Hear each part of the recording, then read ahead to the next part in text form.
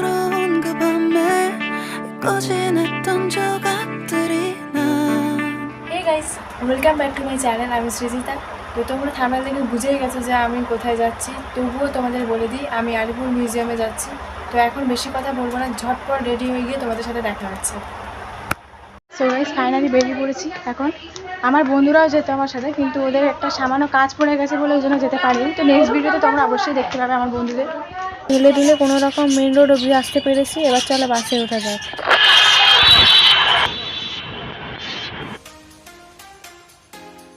তো guys final ডেস্টিনেশনে পৌঁছে গেছি। আর ওখানে হচ্ছে পার্কিংয়ে পার ঘন্টা 10 টাকা করে। আর এখানে লাইট অ্যান্ড সাউন্ড শো এর টাইম টেবিলটা দিয়ে দিয়েছে, তোমরা দেখে না। আর হ্যাঁ, এই মিউজিয়ামে সকাল 11টা থেকে বিকেল 5:30 অবধি খোলা থাকে। আর বিকেল 5টার সময় মিউজিয়ামের কাউন্টার বন্ধ হয়ে যায়, মানে টিকিট কাউন্টার বন্ধ হয়ে যায়। আর এখানে মোটামুটি সোমবার বাদে সব দিনই মিউজিয়াম খোলা থাকে। তোমরা সোমবারটা বাদ দিয়ে সব দিনেই আসতে পারো। আর এন্ট্রি ফি 30 টাকা। আর এটা হচ্ছে এন্ট্রি গেট।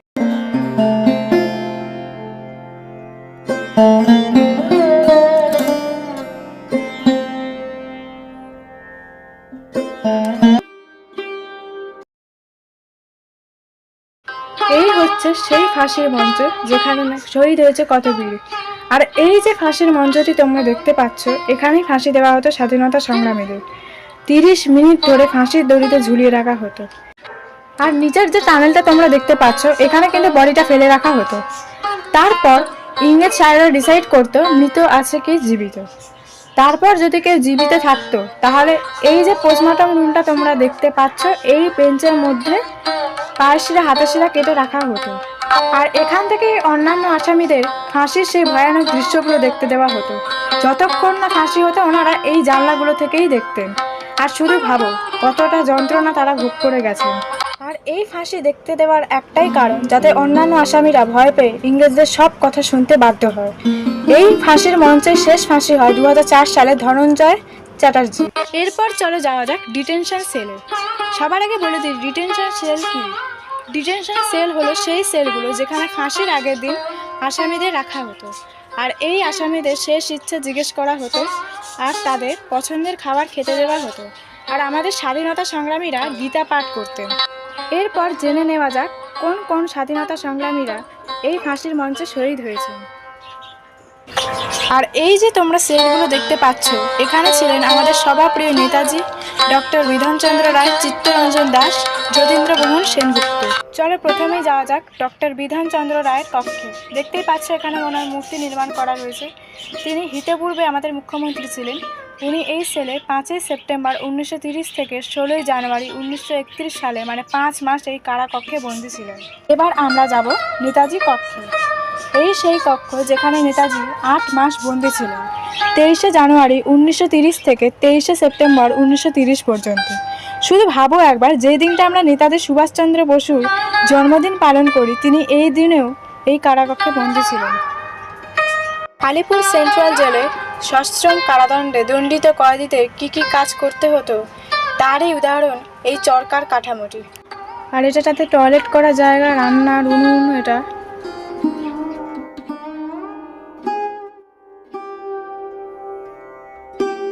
আর এই বিল্ডিংটা ছিল হসপিটাল বিল্ডিং, এখন মিউজিয়ামে রূপান্তরিত করা হয়েছে। সো গাইস এখন চলে এসেছে বন্দীদের জীবনচর্চার একটি কক্ষে, মানে আসামিরা জেলে কীভাবে জীবনযাপন করত এই কক্ষে, মানে তারই একটা উদাহরণ তুলে ধরা হয়েছে।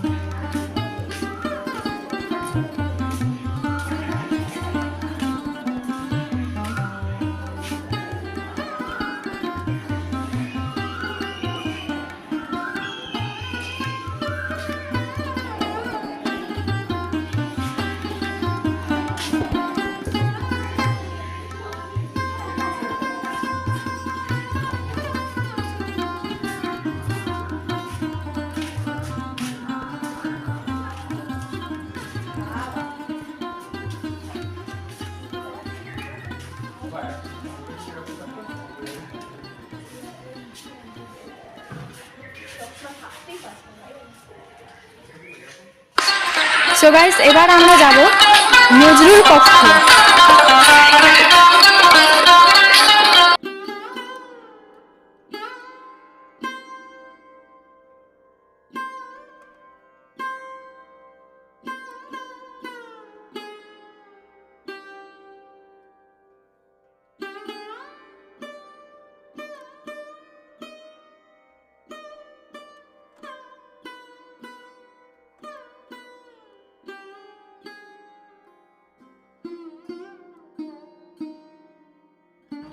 আমি ঘুরে দেখি আর চলো তোমাদেরকেও বলি বাংলার সেই সাহসী মহিলা স্বাধীনতা সংগ্রামীদের নামগুলি। সিস্টার নিবেদিতা, মাতঙ্গিনী হাজরা, প্রীতিলতা ওয়াদ্দেদার, সুভাষিনী গাঙ্গুলি, কল্পনা দত্ত, সরোজিনী নাইডু, এদের মতো আরও অনেকেই আমাদের স্বাধীনতার জন্য অনেক সংগ্রাম করে গেছেন। ভাবতেই কত অবাক লাগে, তাই না? তখনকার দিনে মহিলারাও স্বাধীনতার জন্য কতটা লড়াই করে গেছেন। তোমাদের মোটামুটি সব কিছু আমি দেখালাম ভিডিওটা এত অবধি। আশা করি তোমাদের ভিডিওটা ভালো লেগেছে। তো যদি ভালো লাগে অবশ্যই like, comment, share and subscribe করে দিও। ততক্ষণে টেক কেয়ার, বাই।